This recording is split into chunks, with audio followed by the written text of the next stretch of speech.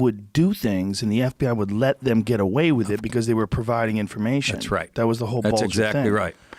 And two guys died in prison, wrongly, by the way. This guy's not a fucking good guy. I know he's a Marine, a decorated Marine and shit. They make those sacrifices. They make those decisions where they're just going to like help a person who's a criminal because that criminal's providing information that can allow them to get more criminals. Well, yeah. Larger criminals. Whitey was providing all kinds of shit about the Guineas in East Boston. Yeah. That was a great movie, too, by the way. You know, I used to train a guy who was one of Whitey's hitmen. Dana White? No. Dana White got threatened. He had to move out of town. It was a Bulger, wasn't it? Bulger related. Yes, it was Bulger related. When I was teaching Taekwondo, I had one of the guys that was in my class that was whacking people for Whitey Bulger.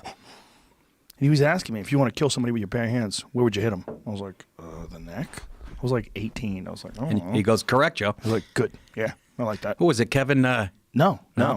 But, Kevin, he went away too. Yes. Another tough kid. Yeah, all related, all of them together. This guy was a different guy. This guy he went away too. But, I mean, he went away forever. He was one of those guys. Like, they caught him with blood under his fingernails. And he was working with Whitey? Yeah. Well, there's a lot of guys that were. I mean, it was a big organization. When we were kids, I mean, everybody knew. It was a big organization. I mean, it wasn't a fucking secret. Oh, no. Oh, I know. How did Hannity's attempt to link Mueller to Whitey Bulger hold up? This article in the Boston Globe says that's not true. Whatever. It's the FBI. He wasn't there. I know. How you going to He wasn't there? He wasn't there then. Oh, he wasn't at the FBI. Yeah, it says Mueller served the U.S. Attorney's Office in Boston from 82 to 88 as chief of the criminal division, first assistant U.S. attorney and acting U.S. attorney for more than a year. During that time, Bulger ran a sprawling criminal enterprise and got away with murders because he was a longtime FBI informant who corrupted his handlers. The FBI, he corrupted his handlers. I love it. And the FBI and the New England Organized Crime Strike Force, a prosecutorial unit that worked independently in the U.S. Attorney's Office, reported directly to the Justice Department, used Bulger to build cases against the mafia and give him a pass on his own crimes. The FBI's corrupt relationship with Bulger was exposed after he was indicted on federal racketeering charges in 1995 and became a fugitive. He was captured 16 years later. Yeah, out here. Yeah, so, he was captured in Santa Monica. I know. So when did Mueller know the four men had been wrongly convicted and looked the other way? There's nothing linking Mueller to that case. According to several attorneys for the men, voluminous court records, and a former federal judge who presided over their wrongful imprisonment trial. In 2007, the U.S. District Judge Nancy Gertner found the FBI deliberately withheld evidence that the four men were innocent. The Bureau helped cover up the injustice for decades. Jesus Christ, I fucking hate reading shit like that. She ordered the government to pay the men and their families $101.7 million. Okay, maybe worth it.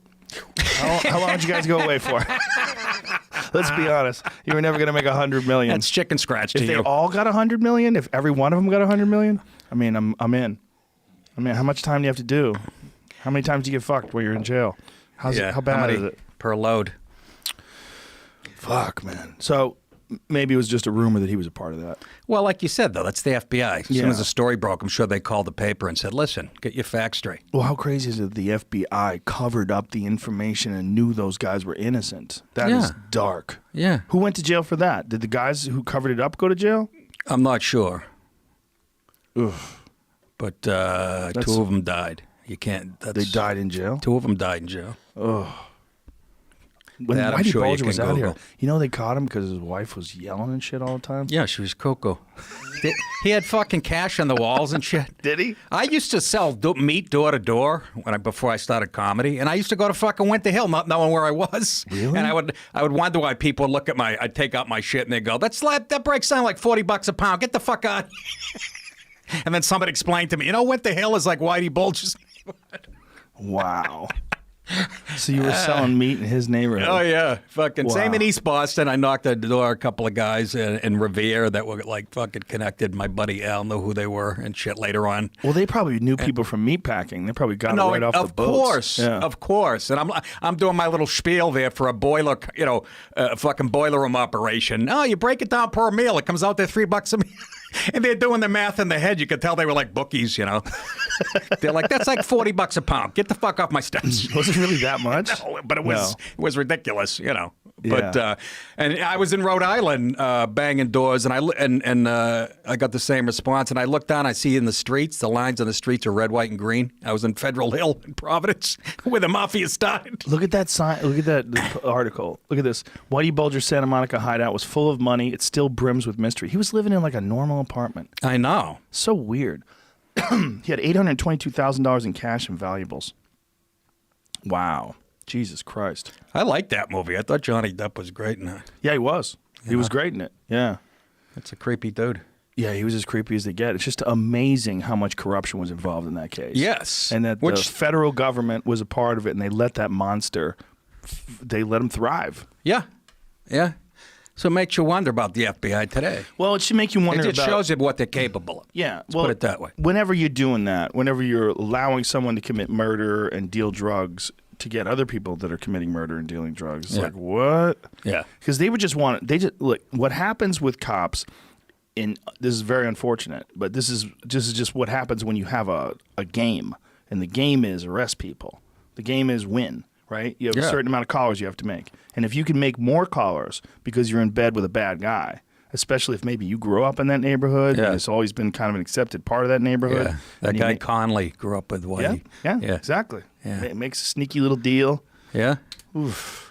Well, same with lawyers. It's all about you. You have to have. It's like sports. You have to have a winning record. Yeah. You're not going to succeed. So they, they play outside the rules. I mean, that's one of the reasons why cops and people have such a weird relationship, because they're always looking to arrest people. And your cops talking, and you're like, don't put me on your record. Yeah. Come on. Yeah.